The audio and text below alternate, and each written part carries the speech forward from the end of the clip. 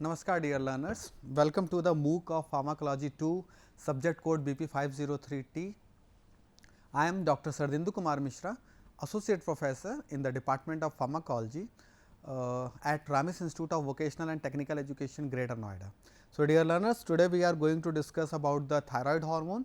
This is the first part of the thyroid hormone and the second part will consist of the antithyroid drugs. So, let us start with the learning objective of this lecture. So, at the end of this lecture you people will be understand the biosynthetic pathway, storage and the regulation of thyroid hormone. You can able to explore the physiological action of the thyroid hormones T3 and T4, analyze the mechanism of action, therapeutic uses of thyroid hormones and their implications. Now, starting with the thyroid hormone.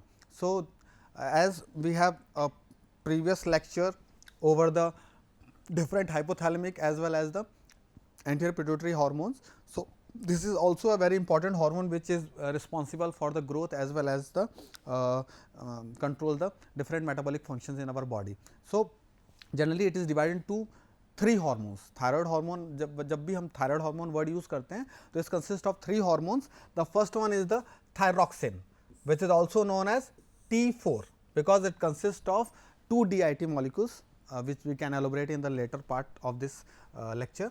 Triiodothyronine, which is also known as T3, and the calcitonin. Calcitonin is not originally a thyroid hormone, but it is a parathyroid hormone. It is secreted from the C cells of the thyroid hormone. Okay. But sometimes people can confuse parathyroid along with the thyroid. So, parathyroid hormone is not a thyroid hormone, it is a hormone which is secreted by the parathyroid gland, which is located in the lobes of the thyroid gland. Okay. So, T3 and T4 generally are produced by the thyroid follicles. Okay. So, thyroid follicles have a you can say a place where the T3, T4 is synthesized and they have a similar biological activity when the term thyroid hormone is restricted to the T3 and T4. ठीक है ना. So, you can say T3, T4 is the original thyroid hormones. ठीक है. Calcitonin is generally produced by C cell, already I told you C cells. C is basically indicating about the calcitonin, that is why we call it C cells, and they are chemically as well as biologically different from the T3 and the T4. The primary synthetic organ for thyroid hormone is the thyroid gland and it produces about 20 times of T4 when compared to the T3. यानी if अगर हम बात करें कि 21 ग्राम thyroid hormone बना तो उसमें 20 ग्राम जो होगा that will be T4 and 1 gram will be T3. अगर इसको और सिंपल मैथमेटिक्स भाषा में समझें तो 90% hormone synthesized by the thyroid gland is T4, whereas 10% is only T3. Okay. Now, T4 is again converted because it is in the large quantity, that is why, and T4 is biologically more active than the T4. Okay. And T3 is responsible for various metabolic function in our body. So, यहाँ पर हम ये समझ लेते हैं कि T3 is the main hormone, T4 is the reservoir for the T3. Once the T3 level is down or the plasma level of T3 is decreasing, so this T4 is converted into T3 by the deiodination and this will lead to the formation of the new T3 molecules. ठीक है ना. Now, this is a diagram which you can see indicating about the location of exact where the thyroid gland is located and where the parathyroid gland is there. Okay. So, this is the hyoid bone which generally people call it as a Adam's apple. Okay. ठीक है. उसके बाद हम जब नीचे आते हैं तो this lobe, the yellow part, okay, मैं यहाँ पर इसको टिक लगा देता हूँ. ठीक है. तो ये the yellow part is known as what? Thyroid gland. ठीक है. And the center of this gland is known as isthmus of the thyroid. ठीक. This is the trachea or windpipe. ठीक है. And this is the red one is it is a carotid artery, the artery which supplies the blood to the different parts. Okay. Now, how thyroid hormone or T3, T4 is synthesized. Okay. This is very important and very commonly asked in the examinations, that is why we have 3-4 slides for this particular topic. Okay. So, it consists of 5 steps. The first step is known as iodide uptake. second one is the oxidation and the iodination, third one is coupling, storage and release is the fourth one, and the peripheral conversion of the T4 into T3 is the last phase of or last pathway of this particular biosynthesis. ठीक है, अब इसको हम अच्छे से समझ लेते हैं.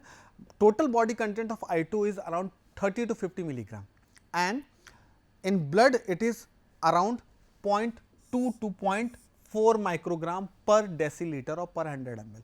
Now, this is the quantity which is available in blood and the total I2 concentration is 30 to 50 milligram. TSH, as we already studied, is stimulating the iodide trapping, and this iodide trapping is very necessary for the synthesis of T3 and T4. Now, the second step is basically nothing, it is for the oxidation, peroxidation of the trapped iodine and the bonding of the two iodine molecules, and for this it need to cross the apical membrane, which is done by the a channel known as pendrin. ठीक है. The third step is coupling. Coupling is nothing, it is the bonding of two tyrosyl residues, ठीक है, and this will lead to the formation of T3 and T4. Before that MIT and DIT is formed. Okay. Now, storage and release is the fourth part.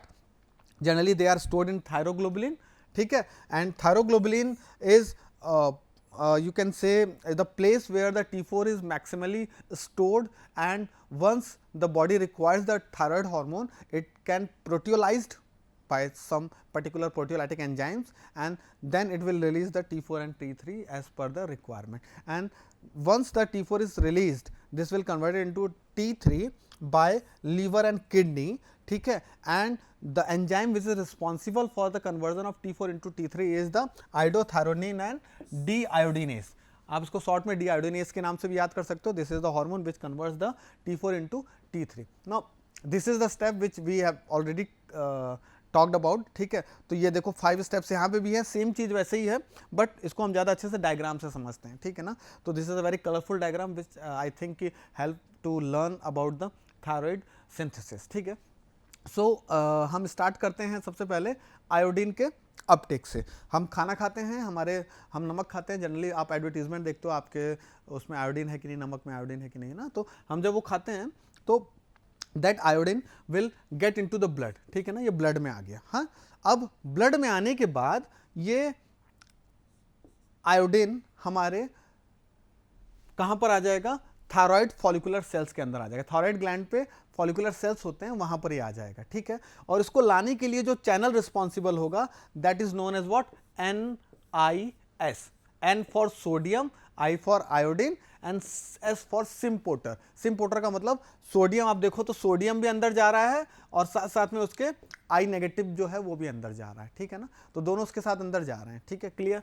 Once the iodine entered into the you can say thyroid follicle cells, ठीक है ना, it get you can say oxidized. ठीक है ना, और इसको oxidation करने के लिए हमको किस चीज़ की रिक्वायरमेंट होगी, इसको, क्योंकि इसको थायराइड फॉलिकल से बाहर निकलना है और जाना है कहाँ पर, हमारे थायरोग्लोबुलिन के अंदर. ठीक है ना, यानी कि ये उस वाले पार्ट में जाएंगे जहाँ पर ये कपलिंग और डीआयोडिनेशन वाले पार्ट को कंट्रोल करेगा. तो ये जो I नेगेटिव था, this move from the apical membrane by the help of a channel known as what, pendrin channel. Pendrin is protein which carries this I negative to the thyroglobulin. ठीक है ना. अब यहाँ पर ये आया, यहाँ पर I negative का हो गया oxidation. Now this oxidized I negative is get iodinated and form bonding और coupled. ठीक है ना, कपलिंग करने लग जाता है ये. मतलब अगर हम बात करें तो यहाँ पर टायरोसिन जो रेसिड्यू है उसके साथ ही इसकी बाइंडिंग होनी है. ठीक है ना, तो टायरोसिन के साथ अगर एक आयोडीन लगा तो हम उसको कह देंगे मोनोआइडो थायरोनिन. ठीक है, और अगर एक टायरोसिन के साथ 2 आयोडीन लग गए तो हम उसको कह देंगे DIT, डाईआइडो थायरोनिन. ठीक है, अब यहां पर आप देखो, आपको दिखाई देगा कंजुगेशन हो रहा है, मतलब एक आयोडीन थायरोग्लोबुलिन प्रोटीन के साथ टायरोसिन रेसिड्यू के साथ टाई अप हो रहा है. ठीक है, और एक MIT और एक DIT बना रहा है. ठीक है, अब इसको अच्छे से समझेंगे हम. बिकॉज MIT और एक DIT, एक और दो मिलकर क्या हुआ 3, ठीक है। तो इसी को जब हम एक MIT और एक DIT मिलकर जुड़ता है तो हम उसको कह देते हैं ट्राई आइडोथायरोनिन, ठीक है, T3। उसी का दूसरा नाम क्या था, T3। यानी हम यहां पर देख लेते हैं 1 MIT along with 1 DIT will lead to the formation of T3, ठीक है, या triiodothyronine, whereas 1 DIT along with another DIT will form T4, ठीक है। तो यानी कि ये टेट्रा आइडोथायरोनिन हो गया, ठीक है। यानी यहाँ कपलिंग हो रही है, this is exactly what coupling reaction means, ठीक है ना। तो यहाँ पर कॉन्जुगेशन हो रहा है, यहाँ पर आप देखो यहाँ पर 3 आयोडीन लगे हुए हैं, यहाँ पर मतलब एक MIT और DIT बाइंड किया हुआ है। Once MIT DIT is formed, ठीक है ना, तो that will be engulf by the endocytosis, ठीक है, engulf by the cell in the thyroid follicle. Thyroglobulin की जगह से कहाँ आ गया, हमारे थायरॉइड फॉलिकल्स के अंदर आ गया। यहाँ पर आने के बाद ये क्या करेगा, ग्लोबुलिन के अंदर पैक हो जाएगा। नाउ अब MIT भी है, DIT भी है, और इनकी कपलिंग की वजह से क्या बना हुआ है, T3 एंड T4 बनेगा, ठीक है। अब कैसे बना, जब मतलब ये एक MIT और एक DIT ने मिलकर T3 बना दिया और दो DIT ने मिलकर क्या बना दिया, T4 बना दिया, ठीक है। अब जब हमको रिक्वायरमेंट होगी हमारी बॉडी में हार्मोन्स की, स्पेशली T3 T4 की, तो ये क्या होगा, प्रोटियोलाइसिस होगा। थायरोग्लोबुलिन क्या है, it is a protein, globulin लगा हुआ है ना उसके साथ, तो ग्लोबुलिन है, तो उसको तोड़ने के लिए हमको क्या होगा, प्रोटीन को तोड़ने के लिए प्रोसेस को क्या कहते हैं, प्रोटियोलाइसिस। तो ये प्रोटियोलाइसिस होगा and this proteolysis will lead to the release of what, thyroxine and the triiodothyronine, ठीक है ना। Now I think this is all about the pathway, biosynthetic pathway of the thyroid hormone. Now कई बार people will ask कि ये thyroglobulin कहाँ से आया। चलो आयोडीन तो समझ में आया, आयोडीन आया, फिर उसका आयोडीनेशन, ऑक्सीडेशन हुआ, फिर उसका आयोडीनेशन हुआ, आयोडीनेशन के बाद कपलिंग हुई, कपलिंग के बाद बट जो कपलिंग हुई थायरोग्लोबुलिन के साथ, टायरोसिन रेसिड्यू के साथ, वो कैसे हुई, तो वो जो हुआ वो हुआ हमारे एंडोप्लाज्मिक रेटिकुलम से। यहाँ पर हमारा मतलब प्रोटीन बना बेसिकली, क्योंकि this is the place where the generally you can say ribosomes are attached with that and they are helpful for the synthesis of different proteins. तो थायरोग्लोबुलिन यहाँ से बना और वो यहाँ से एक्सोसाइटोसिस करके बाहर आ गया, ठीक है ना। और यहाँ कोलाइडल सेल के अंदर आने के बाद उसने अपना रोल जो है वो ज़्यादा अच्छे से एग्जिबिट किया, ठीक है ना। नाउ अब हम एक बार दोबारा से इसको बाइंड अप कर लेते हैं, हमने क्या क्या कर लिया। फर्स्ट स्टेप में transport of iodine into the gland by the NIS, ठीक है, ये हमारा पहला स्टेप था। तो क्या हुआ, ब्लड से आयोडीन NIS के थ्रू, सोडियम आयोडीन सिम्पोर्टर के थ्रू अंदर आ गया, ठीक है। अंदर आने के बाद सेकेंड स्टेप में iodine was trapped by the follicle cell and carried across apical membrane by the another transport system which is known as what, pendrin. ये हमने बताया, मतलब फॉलिकल सेल्स के बाद वो वहां से ट्रांसफर हुआ एपिकल मेम्ब्रेन के अक्रॉस, और उसको हेल्प करने के लिए कौन था वहां पर, कैरियर प्रोटीन पेंड्रिन, ठीक है ना। Iodide is oxidized by thyroid peroxidase, यानी कि परऑक्सीडेशन करने के लिए वहां पर क्या था, परऑक्सीडेज एंजाइम था, ठीक है ना। तो ऑक्सीडेशन करने के लिए वहां एंजाइम का नाम था परऑक्सीडेज विच कन्वर्ट इनटू आयोडीनियम, ठीक है, या हाइपोआयोडियस एसिड। नाउ थर्ड स्टेप में this iodination of tyrosine residue was seen, ठीक है ना। यानी कि जो मैंने बोला कि एक आयोडीन और टायरोसिन रेसिड्यू मिल गए तो इसको हमने बोला मोनो आइडोथायरोनिन, और अगर ये दो आयोडीन और एक टायरोसिन रेसिड्यू लग गया तो उसको हमने बोला डाई आइडोटायरोसिन, ठीक है। तो इस तरह से हमारा वो बन गया। अब एक MIT बन गया और एक DIT बन गया, तो यानी मोनो आइडोटायरोसिन और मोनो आइडो डाई आइडोटायरोसिन बनने के बाद इनकी कपलिंग होगी। The fourth step is what, coupling. अब कपलिंग में क्या होगा, 1 MIT along with 1 DIT forms the T3 whereas 2 DIT molecule will form the T4, ठीक है। तो यहाँ पर देखो ये हो रहा है, DIT combine when 2 molecule of DIT combines it will form the T4, and when 1 molecule of MIT and 1 molecule of DIT combines it will form the T3. Now fifth step में T4, T3, MIT, DIT are released from the thyroglobulin by the help of exocytosis and the proteolysis, and again the MIT and DIT, क्योंकि T3, T4 तो अपना काम करेंगे blood में जाकर, ठीक है, but the DIT, MIT are again deiodinated within the gland and the iodine which was obtained after the degradation is reutilized for the next synthetic pathway.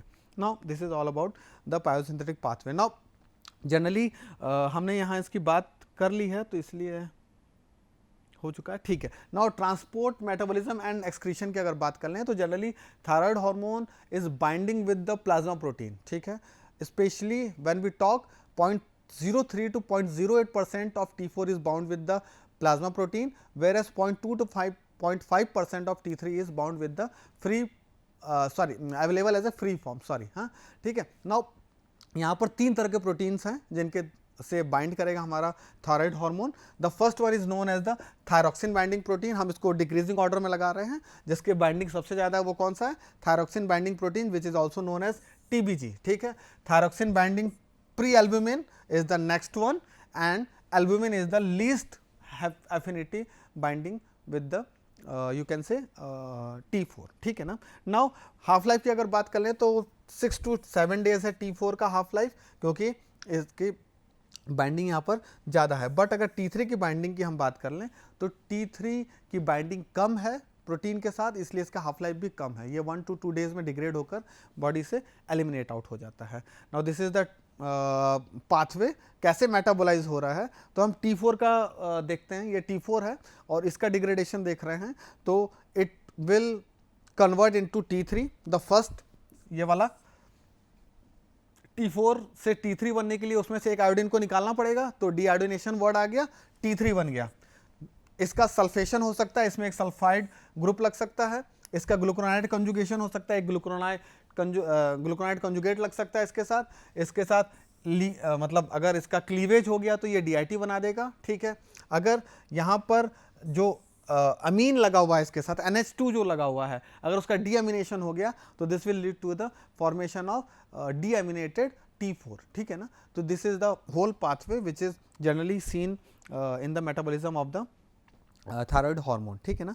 Regulation of thyroid hormone की अगर बात करें तो हमने previous lecture we have covered that hypothalamic hormone like TRH will regulate the secretion of TSH by acting on the anterior pituitary gland. So what TRH can do, it can stimulate the anterior pituitary gland and this anterior pituitary gland secretes the TSH.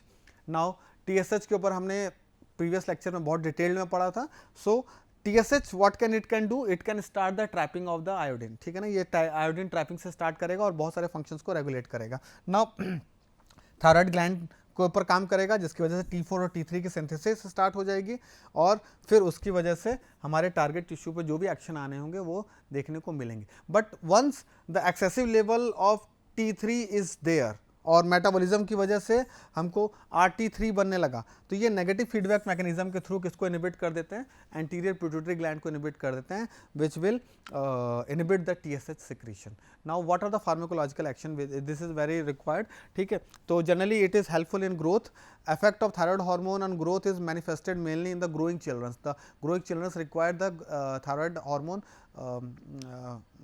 very मतलब you can say importantly, ठीक है. In those who are hypothyroid or hypothyroidism, suffering from hypothyroidism, ठीक है ना, the rate of growth is greatly retarded, ठीक है. The person who having a hypothyroidism, their mental as well as physical growth is impaired, ठीक है ना. In those who are hyperthyroid, जिनके अंदर hypothyroidism है, they excessive skeletal growth was seen causing the child to become the considerably taller at an earlier age, like metamorphosis of amphibians, to promote the growth and development of the brain during fetal life and for the first few year of the postnatal life, ठीक है ना. It is also very required. अगर यहाँ पर thyroid hormone नहीं निकला तो mental growth नहीं होगा जिसकी वजह से बच्चा जो है वो मेंटली रिटार्डेड हो सकता है. मेटाबॉलिज्म में बात करें तो carbohydrate can metabolize by the effect of thyroid hormone, rapid uptake and by the glucose by the cell, increased glycolysis was also seen, gluconeogenesis is increased, rate of absorption of glucose from the GIT is also increased, as well as the insulin effect is also observed elevated, ठीक है ना. Fat metabolism, lipids are metabolized rapidly from the fat tissue, ठीक है. यानी कि यहाँ पर जल्दी जल्दी इसका मेटाबॉलिज्म होगा और इसकी वजह से जो फैट का स्टोरेज है एडिपोज टिश्यू में वो कम हो जाएगा. They also increase the free fatty acid concentration in the plasma and decrease the oxidation of the free fatty acids, तो इसकी वजह से फ्री रेडिकल्स कम बनेंगे. प्रोटीन मेटाबॉलिज्म में अगर हम बात करें तो T3 is a catabolic hormone which sometimes causes the negative nitrogen balance and tissue wasting, especially in the AIDS patient.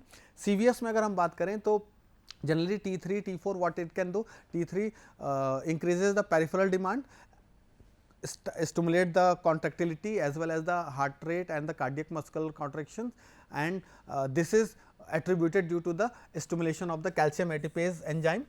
Arterial fibrillation is also seen in some patients who are suffering from the hyperthyroidism. CNS की अगर बात करें तो mental retardation especially in the cretinism patients, behavioral changes are also seen in myxedema.